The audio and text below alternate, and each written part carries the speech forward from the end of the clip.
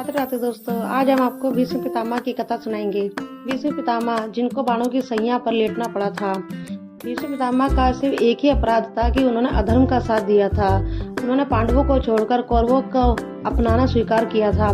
भीष्म पितामह जब बाणों की सैया पर लेटे हुए थे तो भगवान श्री कृष्ण ने उनको आकर उपदेश दिया था। उन्होंने कहा था कि जब दुर्योधन के अत्याचार बढ़ रहे थे और उन्होंने द्रौपदी का अपमान भरी सभा में किया था और छल से पांडवों को हराया था, तब आप वहाँ पे मौन बैठे हुए थे, क्योंकि उस समय द्रौपदी ने सबसे मदद मांगी थी, आपके पास भी आई थी, आपसे हाथ जोड़कर विनती करी थी, परंतु आप सामर्थ्यवान थे। उस समय आप चाहते तो दुर्योधन को मुंह तोड़ जवाब दे सकते थे, परंतु आपने ऐसा नहीं करा और माता द्रौपदी का इतना बड़ा अपमान हुआ था, आप वहाँ मौन बैठे हुए थे। एक स्त्री का अपमान होते हुए आपने स्वयं अपनी आंखों से देखा था, इसलिए आपको इस प्रकार बाणों की सैया पर लेटना पड़ा था। कहते हैं कि भविष्य में जो भी स्त्री का अपमान करेगा उसको ऐसे ही बाणों की सैया दी जाएगी, मिलेगी, क्योंकि वह उसके कर्म होंगे, वह अपने कर्मों को भोगेगा।